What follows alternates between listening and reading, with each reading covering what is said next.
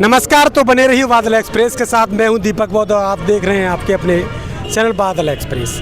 आपको बता दें कि दलित शोषण मुक्ति मंच के माध्यम से और अन्य भीम आर्मी के तमाम कार्यकर्ताओं के साथ आज एक आंदोलन होने वाला है मुरैना में। आज प्रदेश सदस्य मौजूद हैं दलित शोषण मुक्ति मंच के, क्योंकि यह आंदोलन है मुरैना गाँव की प्रतिमा को लेकर, जहाँ बाबा साहब डॉक्टर अम्बेडकर की जो प्रतिमा है उसका कहीं ना कहीं जो जगह है उस पर लगातार विवाद चल रहा है। और उस विवाद में दलित शोषण मुक्ति मंच भी मैदान में है, भीम आर्मी भी है और तमाम लोग भी हैं। तो बात कर रहे हैं आज किस प्रकार का आंदोलन है और जो लगातार दलितों के साथ अन्य अत्याचार की जो नीति चल रही है उस पर उनका क्या कुछ कहना है।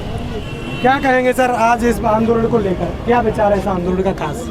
इस आंदोलन के लिए सबसे बड़ी बात यह है कि जब से भारतीय जनता पार्टी की सरकार आई है, उस सरकार का जो सबसे बड़ा हमला है वो हमला है जो है कि संविधान पर। वो इस संविधान को ख़त्म करना चाहती है और मनुवादी व्यवस्था को लागू करना चाहती है।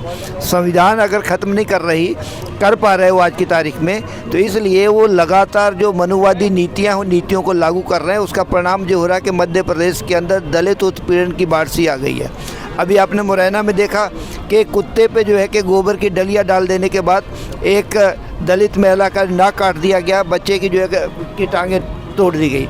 उसके बाद जो है कि ये जो मुरैना गांव का मामला है, इस मामले को आप देख रहे हैं कि किस तरीके से जहां पर जो है कि पिछले 2 दशकों से भी ज़्यादा का समय हो गया है जब दलित कह रहे हैं कि उनका जो पानी है, निकास का पानी है, उसका जो तालाब है, उस तालाब पे कब्जा किया जा रहा है। वो बार बार इस बात को कह रहे हैं, लेकिन भारतीय जनता पार्टी जो है कि ये जो भूमाफिया हैं, दबंग जो है, दबंगों का साथ दे रही है। और इसलिए जो है कि इसलिए जितने भी इस संबंध में जितने भी दस्तावेज हैं, सारे दस्तावेज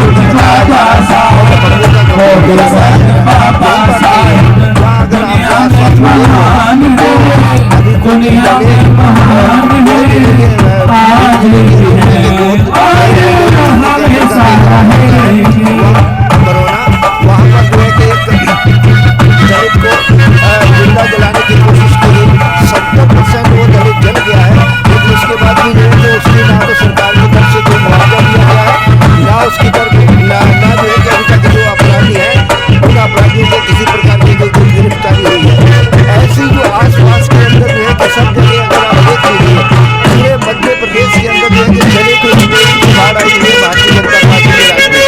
इसलिए इसके खिलाफ एक ही रास्ता है कि अगर संविधान को बचाना है, अगर दलित उत्पीड़न पर रोक लगानी है, ये जो संविधान पर हो रहे जो हमले हैं, जब मनुवादी व्यवस्था को जिस तरीके से लागू करने की कोशिश कर रहे हैं उसको रोकना है, तो फिर इस वंचित तबके को एकजुट होना पड़ेगा। एकजुट होकर जो है उसकी लड़ाई को लड़ना पड़ेगा। और आज ये जो प्रदर्शन है, ये प्रदर्शन भी इसी बात के लिए है कि हम इस बात की मांग कर रहे हैं कि हम कोई गैर कानूनी बात नहीं कर रहे। हम कह रहे हैं कि जो न्यायालय का निर्णय है, उस निर्णय के तहत जो ज़मीन है, उस ज़मीन का जो है कि सीमांकन होना चाहिए। और सीमांकन के बाद फिर जो ज़मीन है, तालाब की जो ज़मीन है, वो उस ज़मीन को दबंगों से जो है कि बचाया जाना चाहिए। उससे उनको वहाँ से बेदखल किया जाना चाहिए। और उसके लिए जो है कि पूरे मुरैना गांव के दलित आए हैं। ये लड़ाई हमारी शुरुआत है, आज का प्रदर्शन। आज हम कलेक्टर को जाके इसका ज्ञापन देंगे, उसके बाद फिर इस लड़ाई को आगे बढ़ाया जाएगा। और पूरे जहाँ पर दलित उत्पीड़न की सारी घटनाओं को लेकर जो है कि बड़ी कार्रवाई के लिए हम आने वाले दिनों में आगे बढ़ेंगे। अभी एक और देश में एक बड़ा आंदोलन चला, लोगों ने देखा अम्बेडकर कहने से अमित शाह जी ने ये बात कही थी कि अगर ज़्यादा नाम भगवान का लेते तो शायद स्वर्ग मिल जाता।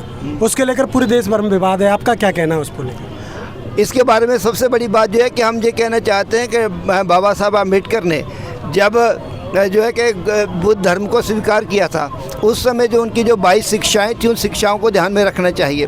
भारतीय जनता पार्टी अम्बेडकर से इसलिए डरती है क्योंकि अम्बेडकर साहब ने बार बार कहा था कि अगर इस देश के अंदर जो है कि हिंदू धर्म की अगर हिंदू राष्ट्र की अगर स्थापना की जाती है तो ये देश के लिए सबसे बड़ी विडंबना होगी।